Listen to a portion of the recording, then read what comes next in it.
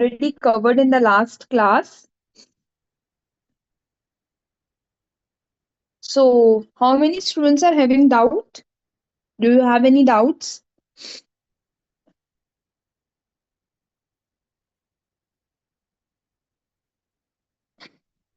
No doubt to anyone? I have not started sharing my screen till now. Am I visible to everyone?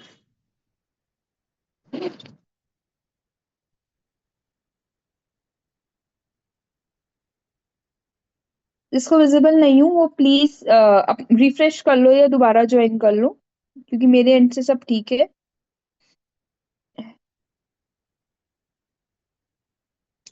I have not started sharing my screen yet.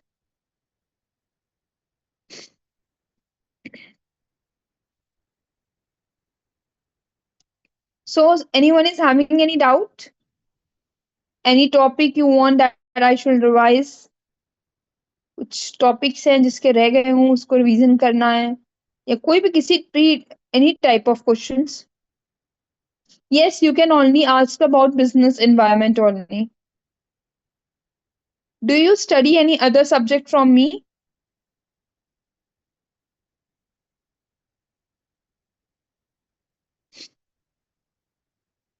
Please stop sharing these links in the chat box. If you don't have any doubts, then I'll start revising. Class के duration में आपके पास बहुत सारे doubts होते हैं. आज कोई doubt नहीं है जब डाउट क्लियरिंग सेशन का टाइम दिया गया डाउट्स पूछने का. Which type of business environment? What do you mean by which type of business environment? Ma'am, please explain type of socialism. Okay, fine. Socialism, SEBI. Okay. First 3 units को आज complete करते हैं और जो नेक्स्ट क्लास होगी उसमें हम ये लास्ट वाले सेबी वाले टॉपिक्स ले लेंगे. ठीक है mister Anand? Don't worry, we will cover, है ना? सो दैट हम होल सिलेबस को टारगेट कर रहे हैं रिवीजन में डाउट क्लियरिंग सेशन में. टाइम बचेगा तो I cover SEBI also.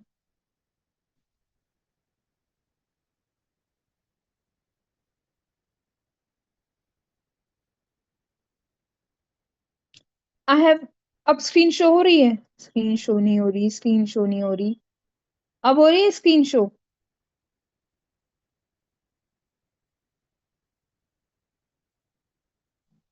Screen की नहीं थी शो. चलो. Types of socialism. Okay. Can anybody tell me what do you mean by socialism? चलो पहले ये तो देखूं. डोंट वरी मिस्टर संकल्प, मैं ऑलरेडी समरी के फॉर्म में लेकर आई हूँ units wise. Don't worry, we will cover. Can anybody tell me what do you mean by socialism? Let me know how many of you know CSR. Okay. I think I should write with myself now. आपको topic रहना चाहिए आपका SEBI, CSR, socialism.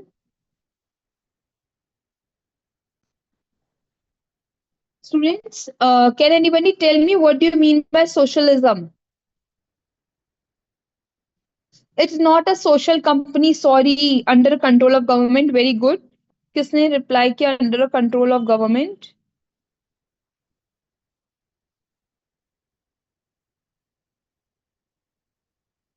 Kirti.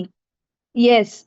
Socialism means when all the production, all the economy is controlled by government. There is no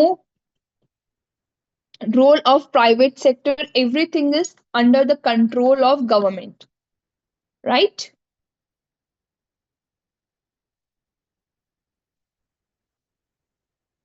सबसे पहले हम सब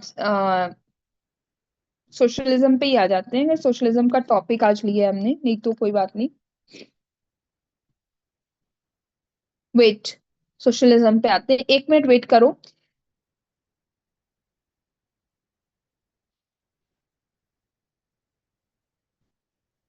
socialism का मतलब क्या होता है स्टूडेंट्स? देखो, सोशलिज्म का मतलब होता है कि जब आप की economy totally control and managed by होती है गवर्नमेंट के कंट्रोल से। ठीक है, जो कंट्रोल होता है वो ओवरऑल टोटल गवर्नमेंट का कंट्रोल होता है, वहां पे कैपिटलिज्म नहीं है। कैपिटलिज्म इकोनॉमी भी होती, किसी को पता है कैपिटलिज्म इकोनॉमी क्या होती है? Anybody know what do you mean bye capitalism economy?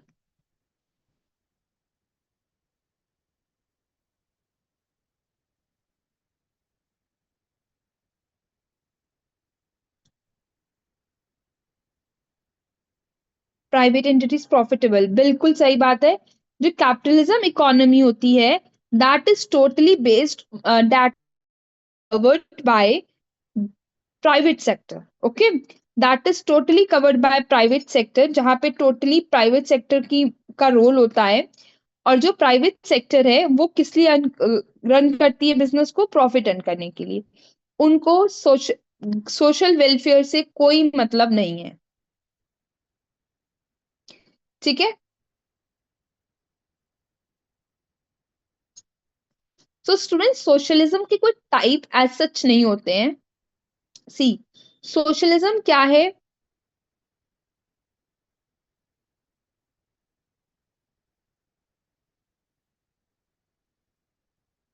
Private players होते हैं, पर्सनल होते हैं। बिल्कुल सही, बिल्कुल सही। मतलब कुछ स्टूडेंट्स ने क्लास को अटेंड किया है, अच्छे से अटेंड किया, आई थिंक, है ना?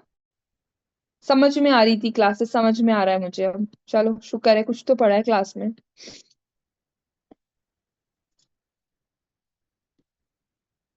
सो this is socialism. Wait wait, आप लोगों को सोशलिज्म दिख रहा है स्क्रीन पे?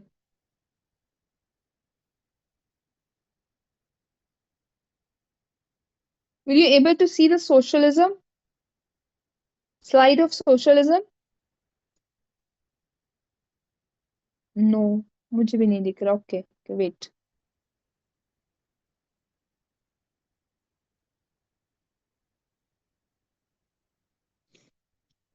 फाइन। तो सोशलिज्म एक ऐसी इकोनॉमी होती है, पॉलिटिकल सिस्टम, जहां पे आपका प्रोडक्शन से लेके हर एक चीज रेगुलेटेड बाय गवर्नमेंट होती है। ठीक है, बाय स्टेट होती है, बाय सेंट्रल या गवर्नमेंट की प्ले करता है इंपॉर्टेंट रोल। और ये मेजरली प्रमोट करते हैं सोशल वेलफेयर और rather than individual profit. Individual profit कौन करते हैं? कैपिटलिज्म। ओके, की कैरेक्टरिस्टिक्स क्या होता है? ये पब्लिक और कलेक्टिव ओनरशिप होती है, यहाँ पे इकोनॉमिक प्लानिंग होती है। आप 5 साल का इकोनॉमिक प्लान बनाते हैं, जिसे आप नीति आयोग कहते हैं। ठीक है, this is about socialism. Socialism का मतलब होता है सोसाइटी से रिलेटेड, सोसाइटी वेलफेयर से रिलेटेड। इक्वालिटी होती है, सोशल वेलफेयर होता है। हमारा total focus social welfare, limited private property. Limited private property की बात होती है यहाँ पे, जहां पे हम अब सोशलिज्म में एक पॉइंट याद रखना, आपसे क्वेश्चन किस तरीके से पूछ सकते हैं।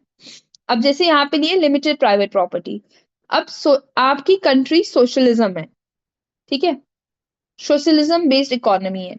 अब ऐसे केस में अगर मान लो मिस्टर ए इस कंट्री में रहते हैं, एक्स कंट्री में, और उनका अपनी ओन प्रॉपर्टी है, उनका अपना ओन हाउस है, ओन शॉप है, ठीक है, कार है, तो ये सब उनकी प्राइवेट है, यहाँ पे गवर्नमेंट का कोई रोल नहीं है।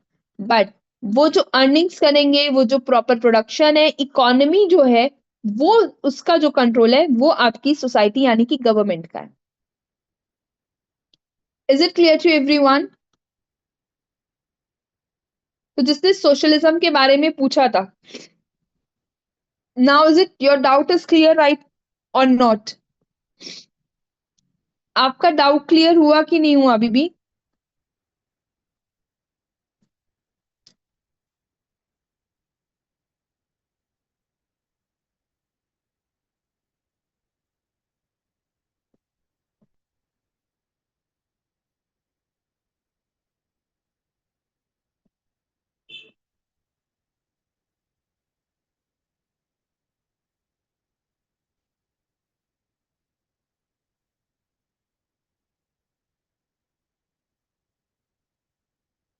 स्टूडेंट, सोशलिज्म के टाइप आपके सिलेबस में मेंशन ही नहीं है।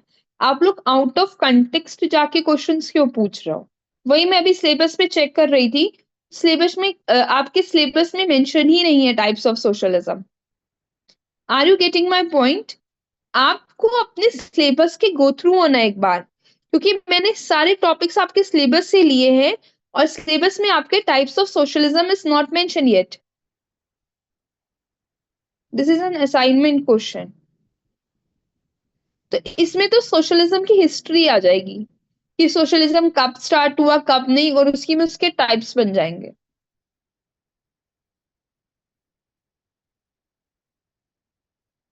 ठीक है,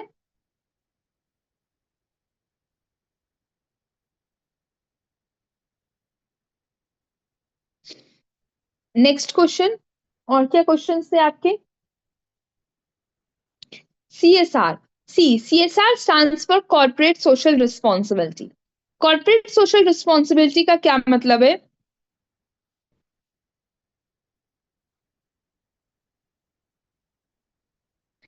कि जो भी कंपनीज हैं, जो लोग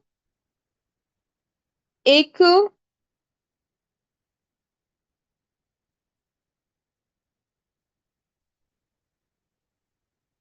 सी CSR, CSR का मतलब होता है कॉर्पोरेट सोशल रिस्पॉन्सिबिलिटी, जहां पे अपने प्रॉफिट का आपको 2% अपनी सोसाइटी में इन्वेस्ट करना है। You have to invest in the society for the welfare of society. ठीक है, whether in the form of money plantation or environment protection or education or health sector, for uh, any sector जिससे एक society की society में उसकी importance हो, society का welfare हो, एनवायरनमेंट प्रोटेक्ट हो रहा है आपका, that is CSR, corporate social responsibility, जहां पे आप अपनी सोसाइटी के लिए वर्क करते हो। बिल्कुल, जहाँ पे कंपनीज को करना होता है, मतलब उनके अमाउंट्स पता है आपको ऐसे होते हैं, 500 करोड़, 200 करोड़, 700 करोड़, इतने ह्यूज अमाउंट का इन्वेस्टमेंट वो सोसाइटीज में करते हैं, जो कि हमें नहीं पता कहाँ जाते हैं, पर ठीक है करते हैं।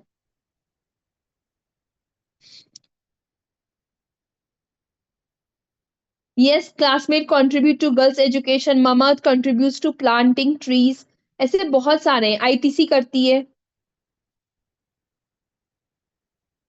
And there numbers of companies doing. बहुतों के बारे में तो हमें नॉलेज भी नहीं होती है।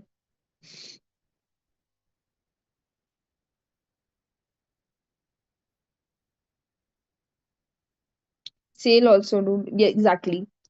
Any other question, doubt?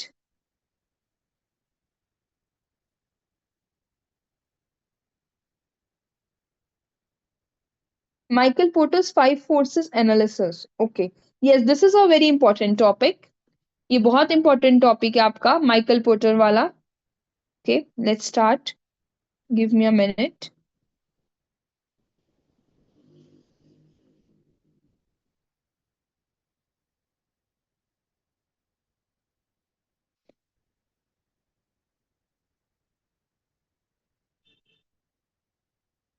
So Michael Porter's five forces analysis. Analysis, student, this is a very, very, very important topic. Mark it on. Very, very, very, very important. जितने वेरी लगा सकते हो उतने वेरी लगा लो। ये टॉपिक बहुत ज्यादा important है। अभी आप पूछ रहे थे ना कि मैम इंपॉर्टेंट टॉपिक्स बता दीजिए, तो ऐसे याद आ जाते हैं, जैसे क्वेश्चंस पूछते हो आप लोग, तो सिलेबस के गुरु। और जब अगर आपने मेरी सारी क्लासेस रेगुलरली फॉलो की है, तो मैंने ड्यूरिंग अ क्लास ही आपको बता दिया है। देखो, माइकल पोर्टर्स के जो फाइव फोर्सेस हैं, उसमें सबसे पहले आता है threat of new entry. Threat of new entry का क्या मतलब है? कि आपको मालूम है, अगर मार्केट में आप लोग सॉफ्ट ड्रिंक सेल करते हो, ठीक है, if you are selling a soft drink in the market, तो आपको हमेशा मार्केट में नॉलेज रहनी चाहिए कि कहीं कोई नया एंट्रेंट तो नहीं आ गया। नया एंट्रेंट आने का क्या मतलब है आपका?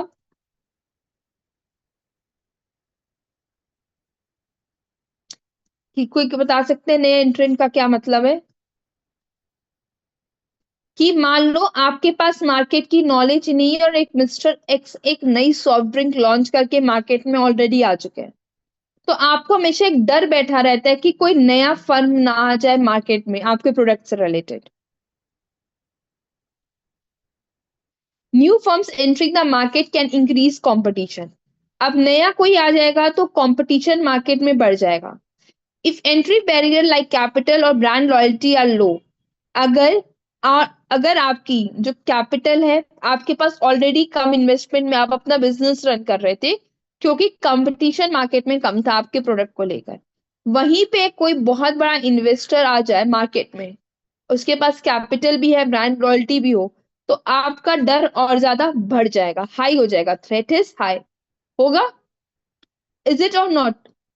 आप मान लो आपके क्लास में ना आप टॉपर हो, ठीक है, 20 स्टूडेंट्स की स्ट्रेंथ है और आप मिस्टर ए जो है वो टॉपर है, क्यों? क्योंकि जो बाकी के 19 स्टूडेंट्स है ना, they are not that much good in studies, तो ये हमेशा अपने आप को टॉपर मानता है। इसको मालूम है कि अगर मिस्टर एक्स ने मेरी क्लास में एडमिशन ले लिया तो ये हमेशा सेकंड आएगा, फर्स्ट नहीं आएगा, क्यों? क्योंकि mister x is much better than mister A. तो इसलिए इसको हमेशा एक डर बैठा रहेगा कि कोई नया स्टूडेंट मेरी क्लास में ना आ जाए, मेरी मोनोपोली रहे, ठीक है, कि मतलब मेरे से ही लोग समझे कि मैं नंबर वन पे हूँ। ठीक है, ऐसी मार्केट में अगर आप सॉफ्ट ड्रिंक सेल कर रहे हो, you are selling a soft drink, and you should have an know कि अगर एक डर रहता है आपके मन में कि कहीं कोई नया एंट्रेंट या कोई नया मार्केट में फर्म ना आ जाए जिससे कंपटीशन हाई हो जाए, क्योंकि एक सब्स्टिट्यूट प्रोडक्ट आ जाएगा मार्केट में, बिल्कुल सही बात है। I'm happy that students are responding very quickly and nicely. Good. Second threat होता है आपका 5% बार्गेनिंग पावर ऑफ सप्लायर। जितनी ज्यादा पावर सप्लायर के पास होगी, ठीक है, suppliers can influence cost and quality. आपके प्रोडक्ट की जो कॉस्ट और क्वालिटी को काफी ज्यादा सप्लायर्स क्या करते हैं, इन्फ्लुएंस करते हैं। अगर मार्केट में फ्यू सप्लायर्स हैं तो दे नो कि ये कहां से कहां जाएंगे। फॉर एग्जाम्पल, मार्केट में सिर्फ 3 सप्लायर्स हैं, तो आपको मालूम है कि आपको अपने सप्लायर की बात माननी पड़ेगी because you have almost no substitute available, क्योंकि तीनों की अपनी है तो ज्यादा कंपटीशन ही नहीं है, तो आपको सप्लायर्स की पावर, बार्गेनिंग पावर को ज्यादा स्ट्रांग रहेगी।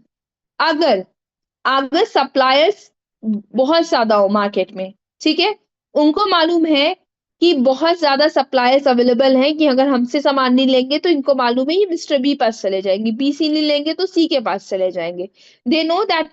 तो एक हमको डर होता है कहीं ना कहीं सप्लायर्स के हाथ में बार्गेनिंग पावर ना आ जाए। Is it clear to everyone?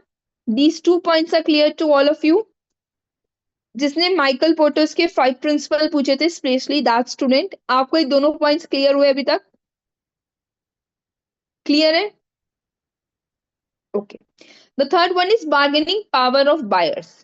अब buyers can demand low price on higher quality if they have many choices of purchase in large volume। जो बायर्स हैं उनको मालूम है कि वो कम प्राइस में, हम सब बायर्स हैं, ठीक है, हमें मालूम है कि हम हाई क्वालिटी प्रोडक्ट को कर सकते हैं, क्यों? क्योंकि बहुत ज्यादा मार्केट में सब्स्टिट्यूट्स अवेलेबल है, तो हर हर एक कंपनी, हर एक ब्रांड चाहती कि मैक्सिमम कस्टमर्स को हम क्या कर सके, अट्रैक्ट कर सके, रिटेन कर सके, राइट? तो बायर्स के पास अगर बार्गेनिंग पावर होती है तो वो इससे क्या होता है कि लीवरेज ओवर बिजनेस इंक्रीज हो जाता है, लीवरेज, ठीक है। थ्रेट ऑफ सब्स्टिट्यूट, हमें हमेशा मार्केट में एक थ्रेट रहता है कि कहीं हमारे प्रोडक्ट से मिलता जुलता एक सब्स्टिट्यूट ना आ जाए, ताकि ऐसा ना हो कि जो कस्टमर्स हैं वो स्विच हो जाए दूसरे प्रोडक्ट की तरफ। सब्स्टिट्यूट प्रोडक्ट्स और services can decrease demand for an industries offering. मतलब एक इंडस्ट्री है, वो जो पेंसिल दे रही है, फॉर एग्जाम्पल क्लासमेट की पेंसिल आती है, आती है, अगर ऑलरेडी क्लासमेट की पेंसिल हम खरीद रहे थे 10 रुपीज की, मैं एक एग्जाम्पल ले रही हूँ, I am taking just an example, किसी ने लाहौरी जीरा लिखा है, ये बड़ा अच्छा एग्जाम्पल दिया है, वेरी गुड, जिसने भी दिया है क्लैप फॉर यू। लाहौरी जीरा, आपको मालूम है आप किसी भी स्टेट में चले जाओ आपको लाहौरी जीरा मिलेगा, इसका कोई सब्स्टिट्यूट अभी तक मार्केट में नहीं। पर जैसे ही उसको एक डर रहेगा कि अगर एक भी सब्स्टिट्यूट आ गया मार्केट में और उसी रेंज में अगर उसने भी सेम क्वालिटी देनी स्टार्ट कर दी, तो कॉम्पिटिटर मतलब जो पब्लिक है वो स्विच हो जाएगी, आधे इधर चले जाएंगे आधे इधर चले जाएंगे। तो ये लाहौरी चीरा जो बेच रहे हैं इस कंपनी में, इनको काफी ज्यादा प्रॉब्लम्स या उनको बहुत सारे चैलेंजेस फेस करने पड़ सकते हैं थ्रेट ऑफ सब्स्टिट्यूट्स के। Is it clear to everyone? Mister Ravi Kumar आपने दिया है, मतलब is a very good example Lahori Zeera वाला। I think you can relate now, मतलब समझ में आया, तभी आप रियल लाइफ एग्जांपल्स अच्छे से दे पा रहे हैं। Good. Third point, bargaining power. Okay, आपको मालूम है कि आपको क्लॉथ लेना है, ठीक है, कपड़े लेना है, ठीक है, वेस्टर्न ड्रेस लेनी है। अब आप क्या करते हो, आपके पास वेस्ट साइड भी है, आपके पास पैंटलून है, आपके पास जारा है, आपके पास H&M है, आपको मालूम है आपके पास ऑप्शन में और कौन सा ब्रांड है मुझे याद नहीं आ रहा, चलो ये चाल ले लो, जूडियो है, जूडियो ठीक है, ओके, जूडियो एक बहुत ही रीजनेबल रेट वाला है, ठीक है। रिलायंस हो गया, आपके पास मैक्स हो गया, चलो जूडियो भी ले लो, ठीक है, जूडियो भी ले लो, ठीक है। अब आपको मालूम है आपका आपके पास पावर है जो आपको बेस्ट ऑफर, अब हर एक ब्रांड की अपनी एक इंपॉर्टेंस है, ठीक है। सभी ब्रांडेड प्रोडक्ट्स दे रहे हैं आपको, कोई भी लो ब्रांडेड प्रोडक्ट नहीं दे रहा, मतलब बहुत लो क्वालिटी का कहीं नहीं मिलेगा, आप कहीं से भी परचेज करो, you will have a good stuff, right. अब आपके पास इतने ऑप्शंस अवेलेबल है कि आपके पास बार्गेनिंग पावर है। अगर आप जाओ जूडियो में, आपको जो ड्रेस 1000 की मिल रही है, हो सकता है सेम ड्रेस या मिलती जुलती ड्रेस आपको वेस्ट साइड में 2000 की मिल रही हो। तो this is a bargaining power कि हम कहाँ प्रेफर कर रहे हैं। तो ऐसे वेस्ट साइड से जाके आप दूसरे ब्रांड में जूडियो पे शिफ्ट हो गए। तो जो पावर है वो हम जैसे बायर्स के पास है, जो कंज्यूमर्स है, जो बाय कर रहे हैं प्रोडक्ट्स को, ठीक है। Is this point clear to you? CSR corporate responsibility को भी डिटेल में कंप्लीट कर लेते हैं, monetary and physical policy, okay, ठीक ठीक। पता है जब एक टॉपिक कंप्लीट हो जाए स्टूडेंट्स, आई रिक्वेस्ट यू तब अपने डाउट्स लाओ, क्योंकि during a lecture I was just delivering, I am just explaining the content, तो वो मिस हो जाते हैं, ठीक है। जैसे ही टॉपिक कंप्लीट होता है then I shift to the next topic, don't worry, okay.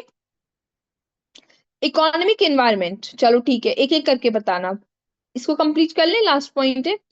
Industry rivalry, competition among existing firms can reduce prices and profitability. High rivalry occurs in industries with many similar sized companies and slow growth. देखो, competition में कई बार हमें अपने price को reduce करना पड़ता है। अगर आपने कभी मार्केट में नोटिस किया हो, कोका कोला और थम्स अप या पेप्सी कोई भी ले लो, ये तीनों ऑलमोस्ट सिमिलर प्रोडक्ट्स हैं।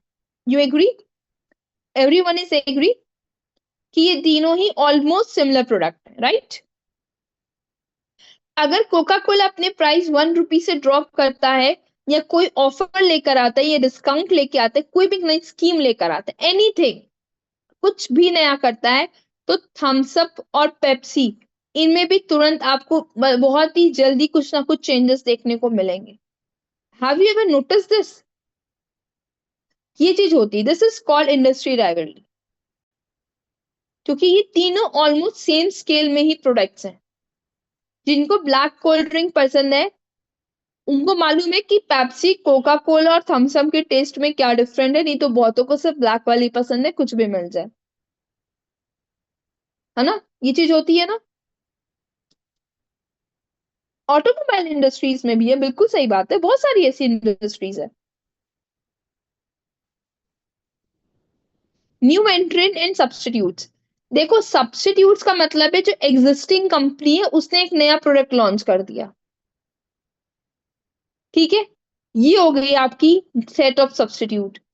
और न्यू एंट्रेंट का मतलब है एक नई फर्म ही आ गई है मार्केट में। Is it clear? अभी समझाया मैंने पारस। न्यू एंट्रेंट एंड सब्स्टिट्यूट में डिफरेंस ये है, न्यू एंट्रेंट में एक नया फर्म आ जाता है, एक नया ब्रांड लॉयल्टी, एक नई आ गई, ब्रांड आ गया मार्केट में। और सेट ऑफ सब्स्टिट्यूट्स में और एक किसी मतलब एग्जिस्टिंग कंपनी ने एक सब्स्टिट्यूट प्रोडक्ट आपके जैसा मिलता जुलता बना दिया है।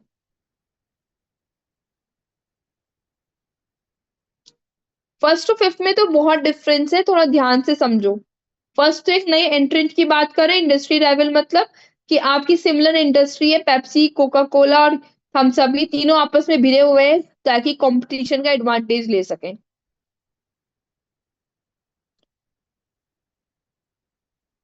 हाँ भैया, मारुति सुजुकी और टोयोटो भी। बार्गेनिंग पावर्स ऑफ सप्लायर्स, आपको प्रोडक्ट्स बनाने के लिए रॉ मटेरियल्स लेने पड़ते हैं मार्केट से। ठीक है, अगर आपको एक कार बनानी है तो उसके लिए आपको बहुत सारे रॉ मटेरियल्स कलेक्ट करने हैं। वो रॉ मटेरियल्स आपको मिलते हैं सप्लायर से, जिनको आप कलेक्ट करके असेंबल करके एक कार को डिजाइन करते हो। ठीक है, अब आपको मालूम है उस प्रोडक्ट के लिए सप्लायर मार्केट में बहुत ज्यादा नहीं है, बहुत ज्यादा अवेलेबल है या कम है, फ्यू है। फॉर एग्जाम्पल फ्यू बायर्स हैं, दो ही बायर्स हैं जिनसे आपको प्रोडक्ट मिल सकते हैं, सप्लायर्स। तो इस केस में जो सप्लायर जिस प्राइस में या जिस तरीके के गुड्स आपको देगा, जिस रेट में, आपको उसी रेट में एक्सेप्ट करना पड़ेगा। आपके पास ज्यादा पावर नहीं है कि आप बार्गेनिंग कर सको उनसे। ठीक है, क्योंकि उनको मालूम है कि आपके पास ऑप्शन ही नहीं है जाने के लिए, या तो आप मेरे से लोगे या सेकंड वाले से, तो उन दोनों की अपनी एक मोनोपोली तरीके से चलेगी। Okay, I hope this point is clear to everyone. Let's move to the next topic. Next point क्या था? Monetary policy and physical policy. Okay, see, monetary policy का मतलब होता है जो आपकी आरबीआई रन करती है। ठीक है, मनी कंट्रोल और मनी सप्लाई के लिए, कि कितना पैसा मार्केट में है, कितना यूटिलाइज हो रहा है, कहाँ जा रहा है, किस रेट में जा रहा है, कितना लोन मिल रहा है, मनी को कंट्रोल करने के लिए और मार्केट में एक स्टेबिलिटी बनाने के लिए। That is called monetary policy.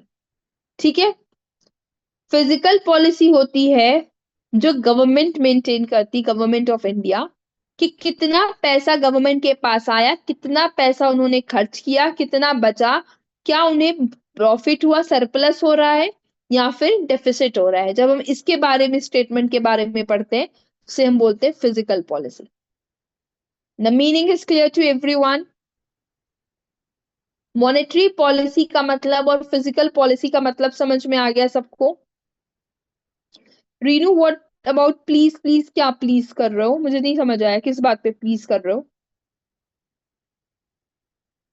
Monetary policy and physical policy की table, okay wait a minute.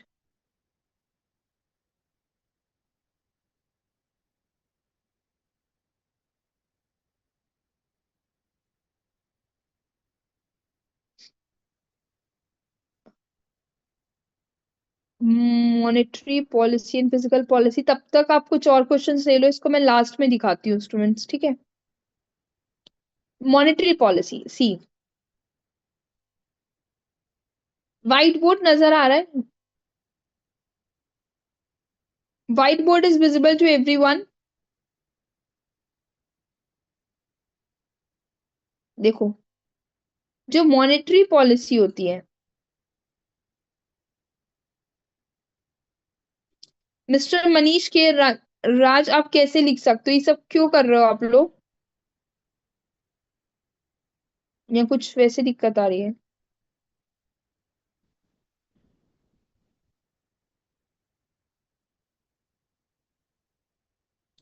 Friend disturb मत करना।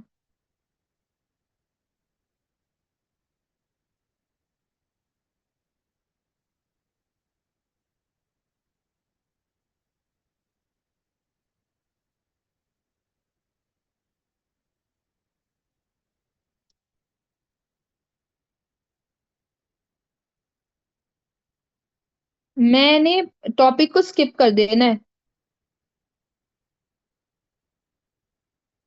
I skip the topic, I am, मैं लास्ट वार्निंग दे रही हूँ।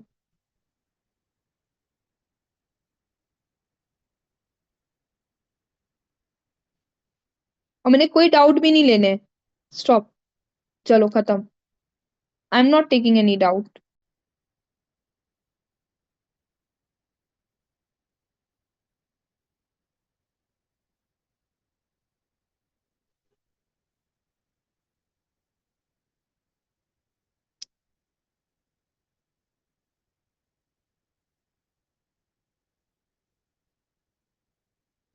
क्या पूछा था आपने? फेमा फेरा, और इससे पहले क्या पूछ रहे थे? Monetary policy and physical policy.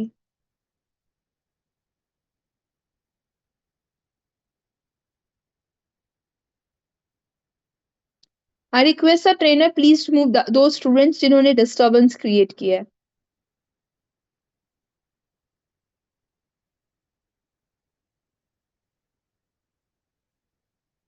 Students एक एक करके प्लीज डाउट पूछो, जब एक डाउट क्लियर हो जाए तब अपना डाउट क्लियर करो, ऐसे सबके डाउट्स नहीं ले सकती ना एक साथ में, सारे टॉपिक्स नहीं पढ़ा सकती।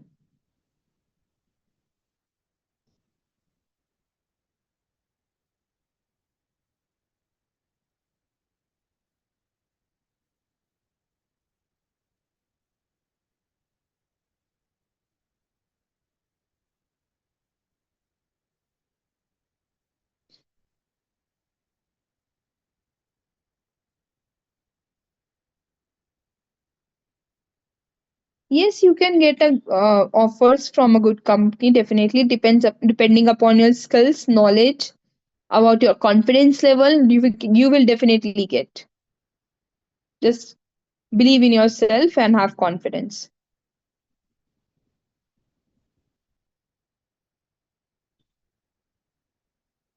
वेट अ मिनट, थोड़ा सा डिस्टरबेंस क्रिएट किया तो अब एक मिनट वेट करो।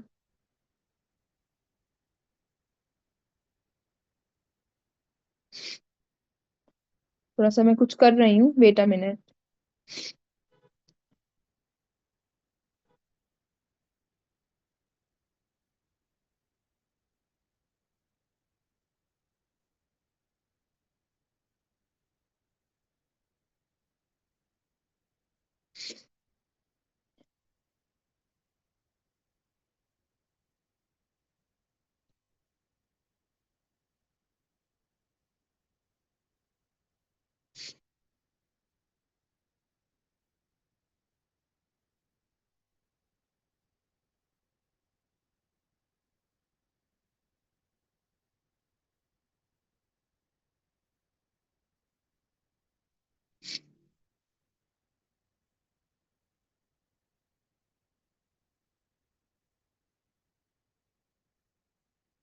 Monetary policy.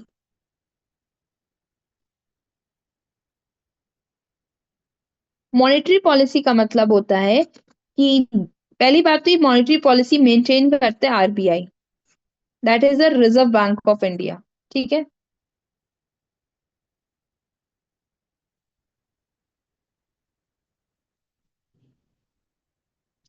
RBI that is Reserve Bank of India. इनका काम होता है they just control and manage the money supply in country, control and manage money supply in country. ठीक है। I have one question to all of you, let me see किसको किसको याद है।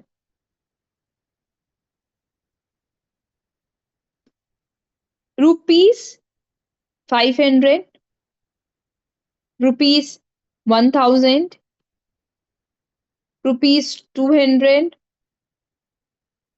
ठीक, रुपी 1, रुपी 10। Is every note is published and printed by RBI only? पहला question, क्या ये सारे नोट आरबीआई प्रिंट कर सकता है?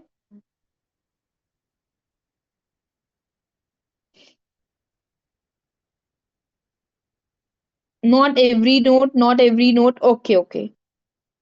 1 rupee print by Ministry of Finance. Okay. What Ministry of Finance can print? What? मतलब कितने कितनी नोटें प्रिंट कर सकता है? Coin and 1 rupee note issued by Ministry of Finance. Very good.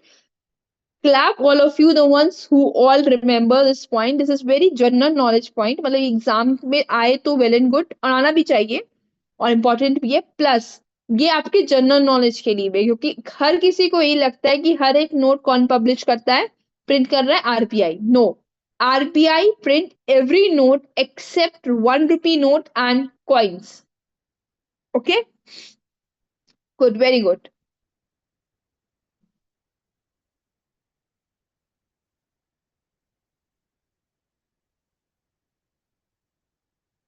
Yes, in the last class I told you. Good. What were the other questions?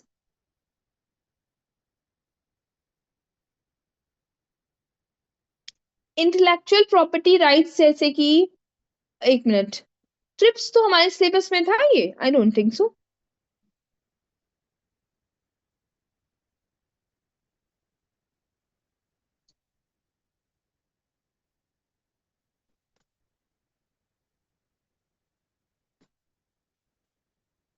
Economic reform किसी ने पूछा, ये देखो इकोनॉमिक रिफॉर्म्स, इकोनॉमिक एनवायरनमेंट लेकर आए हैं. Physical policy अभी अभी समझा है कि गवर्नमेंट जो मेंटेन करती है फिजिकल पॉलिसी, यानी कि गवर्नमेंट के पास कितना पैसा आ रहा है, गवर्नमेंट के पास, ठीक है, कितना मनी है, कितना वो स्पेंड कर रही है, ठीक है, कितना उसके पास है, उससे उनको डेफिसिट हो रहा है यानी कि लॉस हो रहा है, या उनको सरप्लस मिल रहा है दैट इज प्रॉफिट हो रहा है. जब इसके बारे में हम स्टेटमेंट बनाते हैं उसे हम बोलते हैं फिजिकल पॉलिसी. जैसे हम अपने घर का बजट बनाते हैं कि हमारी सैलरी इतनी है, हमारे एक्सपेंस इतने हुए हैं, इस महीने हमारे पास कितना बचा है, बचे हैं या नेगेटिव में चले गए. तो अगर ऐसे गवर्नमेंट के पास होता है उसको हम डेफिसिट बोलते हैं अगर नेगेटिव में अमाउंट आता है, सरप्लस बोलते हैं अगर पॉजिटिव में अमाउंट आता है. फिजिकल पॉलिसी क्लियर है सबको? फेमा एंड फेरा, देखो, फेरा financial foreign exchange reserve regulation act था, ठीक है. फेरा is a regulation act and FEMA is a management act. बहुत अच्छा क्वेश्चन पूछा है जिसने पूछा है. फेरा एक ऐसा एक्ट था जहां पे ये रेगुलेट कर रहे थे फॉरेन एक्सचेंज को. यहाँ पे बहुत सारे ड्रॉबैक्स थे. सबसे बड़ा ड्रॉबैक ये था कि कोई भी मिस्टेक करता हुआ पाया जाता था ना, उसको सीधे जेल हो जाती थी. The punishment was very harsh. FEMA में हम सारे फॉरेन एक्सचेंज को मैनेज करते हैं प्रॉपरली रूल्स रेगुलेशन में, काफी अप टू डेट है, प्रैक्टिकल है. सारे ड्रॉबैक्स जो फेरा के थे वो नहीं है इसमें.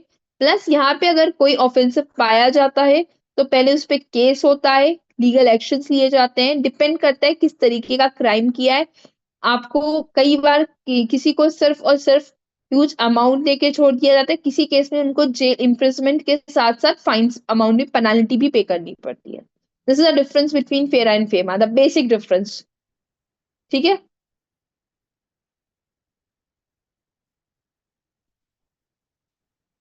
ये तो पब्लिक फाइनेंस का क्वेश्चन है, इतना बड़ा क्वेश्चन लिख दिया.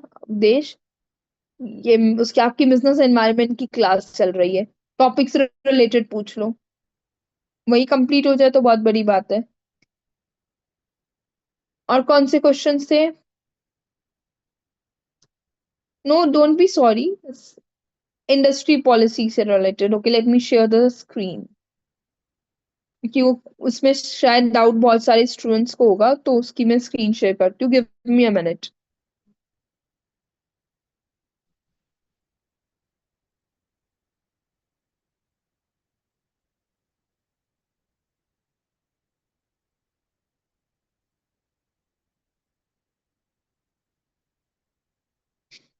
हाँ, ये रही.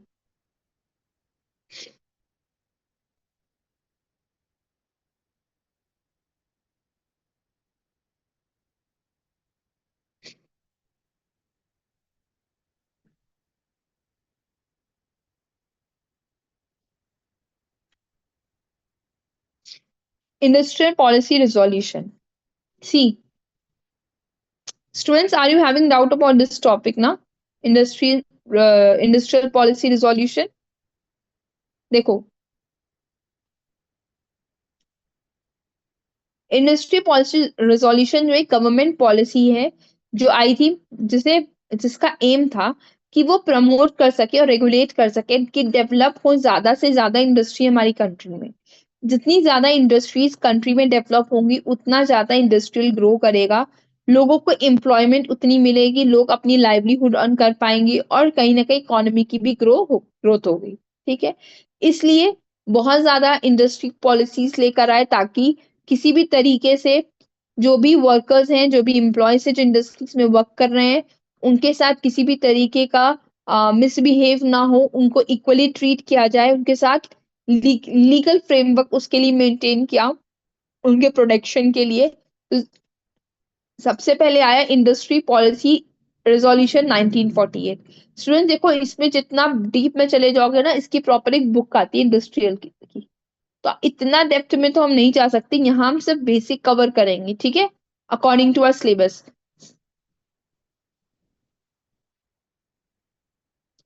तो इसके लिए सबसे पहले 1948 में एक इंडस्ट्री पॉलिसी रिजोल्यूशन आया, जहां पे हमने आउटलाइन किए both public and private sectors की इंडस्ट्री डेवलपमेंट के लिए, ठीक है।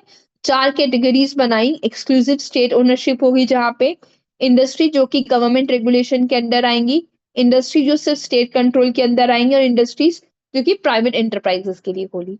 फिर उसके बाद 1956 में और आई, और हमने एक नया रिजोल्यूशन पास किया कि 1948 में कुछ ना कुछ ड्रॉबैक्स थे, तो उनको ध्यान देते हुए 1956 में एक नया रेजोल्यूशन पास हुआ, जहां पे एक शेड्यूल ए के अंदर आई रिजर्व फॉर द स्टेट। कुछ चीजें रिजर्व की गई स्टेट के लिए, जैसे कि डिफेंस, ऑटोमेटिक, एटॉमिक एनर्जी जैसी इंडस्ट्रीज। शेड्यूल बी में वो सारी आई जो स्टेट लीड करेगा, बोथ प्राइवेट हो या पब्लिक हो। और शेड्यूल सी में इंडस्ट्री जो कि सिर्फ और सिर्फ प्राइवेट सेक्टर्स के लिए आई। तो 1956 में जो रिजोल्यूशन आया था वो public sector lead industrialisation India, उसने बहुत ज्यादा इंडस्ट्रीज ओपन अप कर दी थी मार्केट में। Okay, is it clear to everyone? फिर उसके बाद द बेस्ट जो अभी तक चल रही है, दैट इज इंडस्ट्री पॉलिसी 1991। 1991 में आपको एक चीज और हुई थी, can anybody tell me? Economy में एक बहुत बड़ा स्टेप लिया गया था 1991 में। Anybody can tell me? LPG. Good, very good. जिन जिनको पता है that is very good. LPG stands for, कुछ लोग कहेंगे लिक्विफाइड पेट्रोलियम गैस, है ना? यही होता है ना एलपीजी का?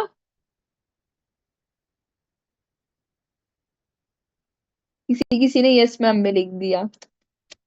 इसका मतलब होता है लिबरलाइजेशन, प्राइवेटाइजेशन, ग्लोबलाइजेशन। कहाँ पे हो? Very good. तो एलपीजी का मतलब क्या था? L stands for liberalisation, that means licensing. यहाँ पे क्या किया? फ्रीडम दे दिया लाइसेंस से। सिर्फ कुछ एरियाज थे, कुछ ऐसे बिजनेस से जहां पे आपको लाइसेंस लेनी थी, अदरवाइज आपको लिबरलाइज कर दिया गया था। पी से प्राइवेटाइजेशन और जी से ग्लोबलाइजेशन। तो 1991 में उसके अंदर इंडस्ट्रियल पॉलिसीज आई, जहां पे एबॉलिशन हो गया इंडस्ट्रियल लाइसेंसिंग का, ठीक है। कुछ एक्सेप्ट फ्यू इंडस्ट्रीज, कुछ इंडस्ट्रीज थी जो आर्म्स बनाती हैं। आर्म्स समझते हो? आर्म्स समझते हो? आर्म्स का मतलब जो लोग बंदूक, ये इन सब चीजों का जो करती इंडस्ट्रीज है, उन लोगों को लाइसेंस लेना है। जो लोग अल्कोहल बनाते हैं, उन इंडस्ट्रीज को लाइसेंसिंग की जरूरत है। Other apart from some few exceptions, किसी को भी लाइसेंस लेने की रिक्वायरमेंट नहीं है। दूसरा, disinvestment in public sector. Partial privatisation of public enterprise was encourage, यहाँ पे प्राइवेटाइजेशन को इनकरेज किया गया। थर्ड, फॉरेन इन्वेस्टमेंट को प्रमोट किया गया ग्लोबलाइजेशन के अंदर।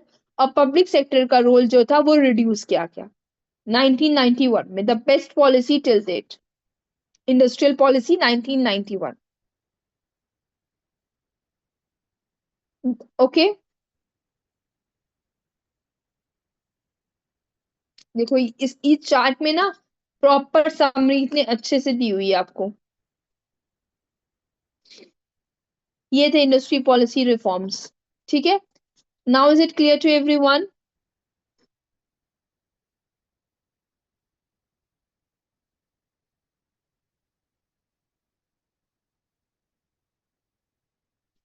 ईएमआई कहाँ पढ़ा है आपने?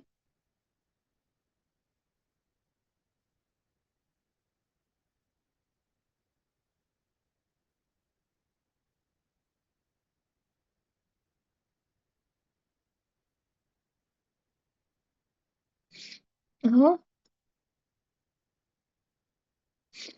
ये आप लोग एक बार रीड कर लो इसको, मैंने इसीलिए स्लाइड ओपन करके छोड़ दी है कि एटलीस्ट एक बार आप लोग जिनको जिनको डाउट्स थे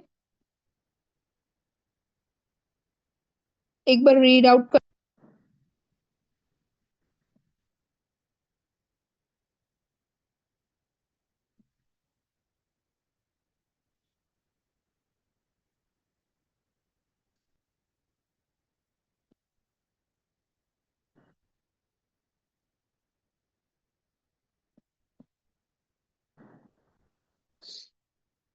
इकोनॉमिक रिफॉर्म इतनी बार पूछ रहा है कोई स्टूडेंट, यार इकोनॉमिक रिफॉर्म यही तो है, 1991 में सबसे बड़ा रिफॉर्म आया। अब उसके लिए आपको इकोनॉमिक प्लानिंग पूरी पढ़नी पड़ जाएगी।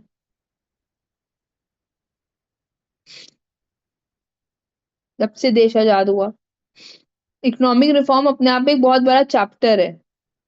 तो इकोनॉमिक रिफॉर्म में सबसे अच्छा है कि आप 1991 वाला याद रखो।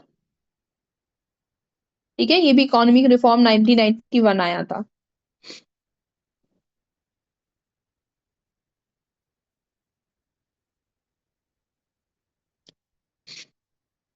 अगर उसकी डिटेल में जाऊंगी तो मुझे 15 मिनट समझाने में लग जाएगा, और वो आपके टॉपिक में इतना है भी नहीं।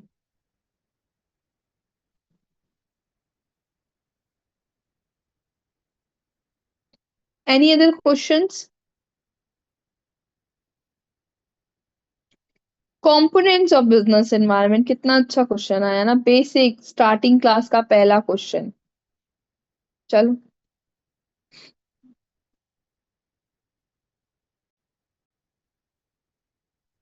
दो कंपोनेंट्स होते हैं बिजनेस एनवायरनमेंट के, internal and external.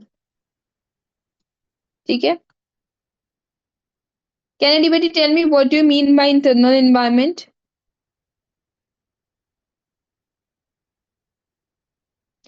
What do you mean by internal environment?